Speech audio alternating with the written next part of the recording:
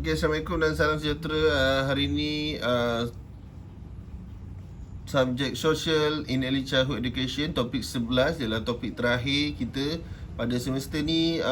Topik 11 ni dia berkaitan dengan isu related social emotional children lah. Okay, apa yang perlu ditekankan adalah dua item dalam topik ni. Pertama, kat sini adalah analyze and evaluate the various issue related to social emotional development of children. Okay, maknanya kita as a teacher ni, kita evaluate sejauh mana kanak-kanak punya ada isu-isu lah. Ada isu-isu semasa pasal social emotional development of children, kanak-kanak. Okay, macam yang sekarang ni era pandemik COVID-19 kan, dekat Malaysia dah setahun dah. Benda ni berlaku dah setahun.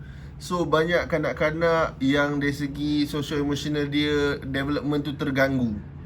Kan, dia tak boleh keluar, dia tak boleh jumpa kawan, dia tak boleh main sama-sama, dia tak boleh balik kampung dan sebagainya. So dia effect kanak-kanak punya development. Okay, the second point is explain the purpose of mental health and mental health indicator. Ni ada, kita nak check mental pula.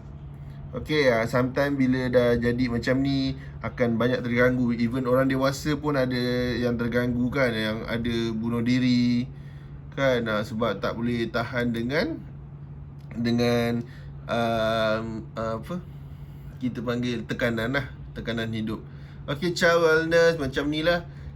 According the UNICEF, the true measure of nation standing in how well it attend its children, the health of safety and maternal security, their education and the socialization, the sense of being loved, value, and it include the family and the society into which they are born. Okay, maknanya kanak-kanak ni dia perlukan kesihatan, keselamatan, material kan, bahan-bahan macam pakaian, education, baju, semualah macam kanak-kanak lain juga kan. Tapi bila kita kena ingat, bila sometimes kita masa-masa kanak-kanak tu membesar, kita tak memberi benda tu dengan adil, benda tu akan efek bila kanak-kanak tu dewasa kan. Dia akan membanding-bandingkan antara adik-beradik kan. Sebab tu ibu bapa kena adil. Walaupun anak pertama, kedua, ketiga, empat, lima, enam, tujuh, lapan ke, memang kena adil.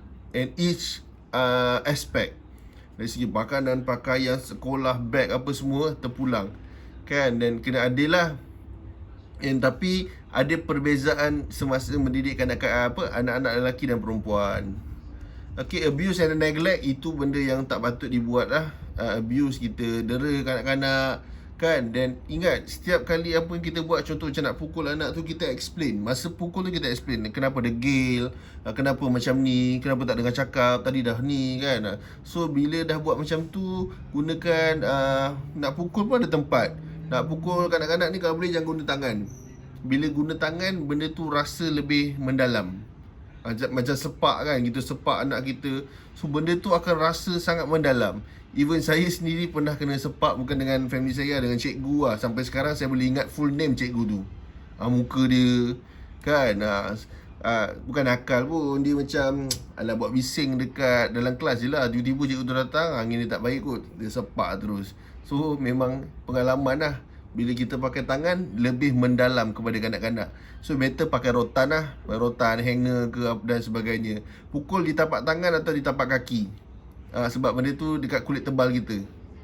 Okay, unable to sleep kan, ni ada efek-efek dia lah. Daripada kecil sampai besar, sukar nak tidur, depression, sad, masalah sosial kan, dia tak suka bersosial, difficult to concentrate, tak boleh concentrate, cannot learn, memory loss. Ni antara efek-efek dia lah. So bila dalam kelas cikgu nampak anak murid awak bersendirian semua, bawa dia untuk bersosial dengan kawan-kawan dia, kita cuba bantu dia, kita tunjukkan contoh yang betul. Ibu bapa pun kena mainkan peranan dia, bukan cikgu je. Ibu bapa kena bawa, sosialkan kan. Bila orang tegur hi ke apa, hi lah balik kan. Jangan takut untuk bersosial anak-anak awak tu. Okay,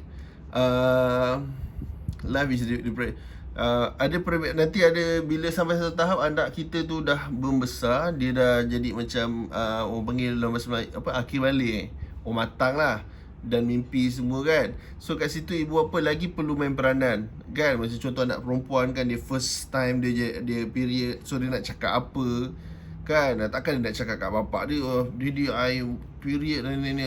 So ibu kena jangan nak marah, tanya kenapa kan. Sebab tu ada benda, jangan selalu nak marah. Semua nak marah.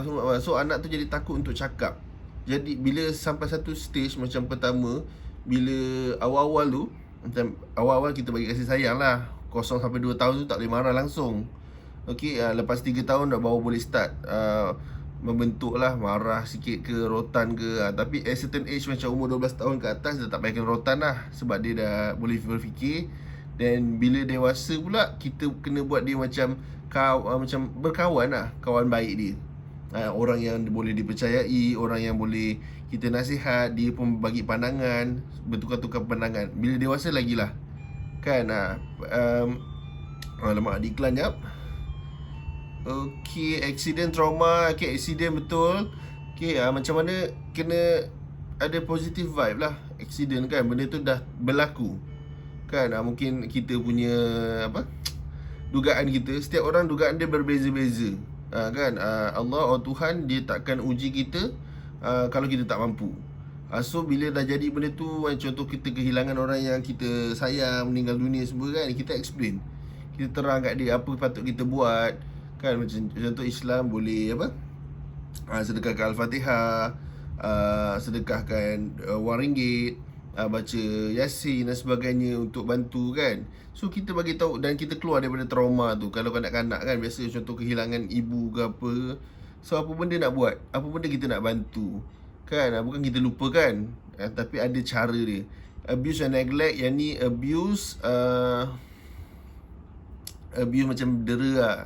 Okay, zaman sekarang ni penderaan dari segi fizikal dah kurang sebab kita punya negara dah kuat kuasakan undang-undang. So benda tu jadi kurang. Tapi sekarang ni banyak yang guna mental kan, dia main mental pula kan. Body shaming lah, apalah semua kan. So benda tu jadi ni, negara kita tak top dalam bunuh diri, tapi di macam di Indonesia, di Jepun, Korea sangat tinggi kan. Even dekat Korea pun rupanya diorang bunuh diri disebabkan paras rupa.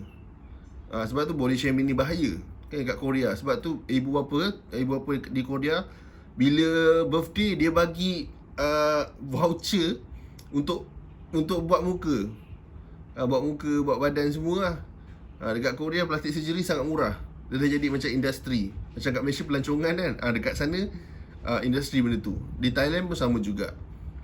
Sebab tu kadang-kadang kita apa pasal muka bapak dengan mak dia lain, tiba-tiba anak dia lain.